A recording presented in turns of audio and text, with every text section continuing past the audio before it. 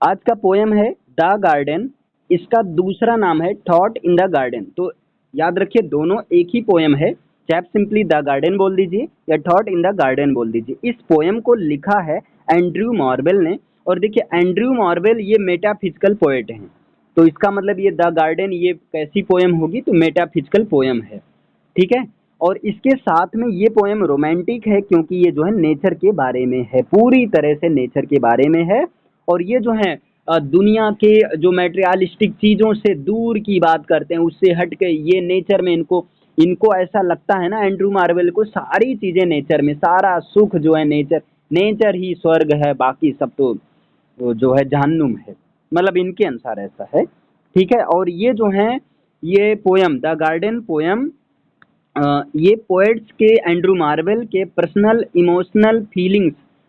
और emotional feelings के expression को बताते हैं, और वो भी नेचर और सोसाइटी में, है ना। जैसे उस लाइफ के बारे में बताते हैं, नेचर और सोसाइटी के बारे में, जो लाइफ ये बिताए हैं उसके बारे में अपने पर्सनल और इमोशनल फीलिंग्स को एक्सप्रेस करते हैं। और पता है बहुत बखूबी इन्होंने एक्सप्रेस किया है, क्योंकि एंड्रयू मार्वेल ने इस पोएम द गार्डन पोएम को, पता है द गार्डन पोएम में 72 लाइन है, इसमें 8 स्टेंजा है और एक स्टेंजा में 9 लाइन है, एक स्टेंजा में 9 लाइन है। हर स्टेंजा का जो राइमिंग स्कीम, क्या बोल रहा हूँ यार, सॉरी, राइमिंग स्कीम है वो है ए ए बी बी सी सी और डी डी है, ठीक है। मतलब 72 लाइन है, 8 स्टेंजा में डिवाइड है, एक स्टेंजा में 8 लाइन है, ऑक्टेव है। और इसका जो राइमिंग स्कीम है ए ए बी बी सी सी और डी डी।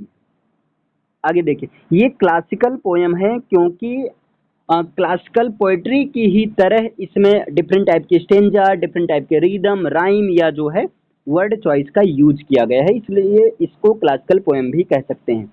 इस पोएम के थ्रू, द गार्डन पोएम के थ्रू पोएट जो है इस बात पर क्लेम करता है कि नेचर ही एक ऐसा प्लेस है, नेचर के अलावा और कोई प्लेस नहीं है जहाँ पर कंप्लीट लग्जरी मिल सके। यानी कि अगर आपको सारी लग्जरी चाहिए तो वो एक ही जगह मिल सकता है, और वो है नेचर है। और यहाँ पर पोएट एंड्रयू मार्वेल जो अपनी पोएम द गार्डन पोएम को सोसाइटी और सोशल लाइफ के साथ नेचर की कंपेयर करते हुए इसी के साथ अपनी पोएम को शुरू भी करते हैं।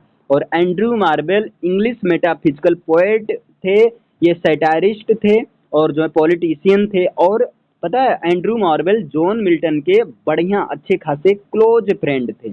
और इनकी जो है कुछ फेमस वर्क भी हैं, फेमस पोएम है एंड्रयू मार्वेल की, और वो हैं to his coy mistress, Horatian ode, the definition of love, the garden और thought in the garden and the mower against garden. अब यहाँ देखिए इस poem the garden has divided into 9 stanza, each stanza has 8 lines and poem has total 72 lines. Rhyming scheme of each octave A A B B C C और D D है।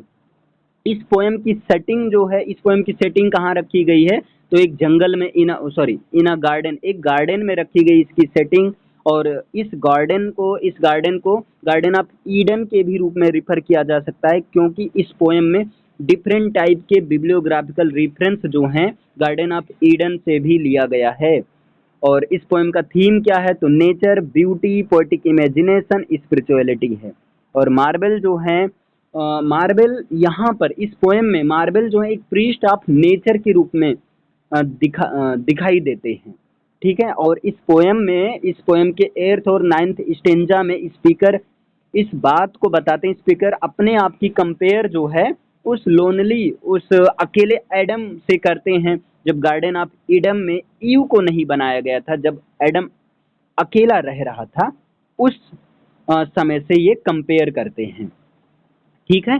और वो बताते हैं कि जो है जब गार्डन ऑफ ईडन में एडम अकेला था तो वो जो है उसके लिए दूसरा स्वर्ग था, क्योंकि वो अकेला था। अब वो नेचर से इन्वॉल्व रहेगा, नेचर से प्रेम होगा उसको, नेचर से वो प्यार करेगा, और उसके लिए 2 स्वर्ग हो गया, मतलब एक ही जगह पर 2 स्वर्ग हो गया। एक स्वर्ग तो ये है कि वो अकेला है, और एक स्वर्ग तो गार्डन ऑफ ईडन है ही, ठीक। और इस पोएम का जो मेन थीम है वो है क्या है, नेचर में पीसफुल लाइफ ज़्यादा सेटिस्फाई देता है, ज़्यादा सेटिस्फैक्शन साबित होता है सोशल लाइफ और ह्यूमन कंपनी के कंपैरिजन में।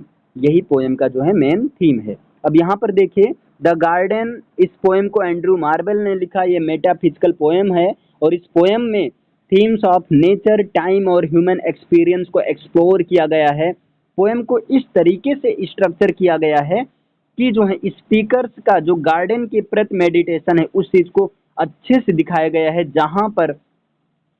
जहाँ पर एक तरह से मेटाफरिकली जो है कॉम्प्लेक्सिटीज ऑफ लाइफ और जो है पैसेज ऑफ टाइम को दिखाया गया है।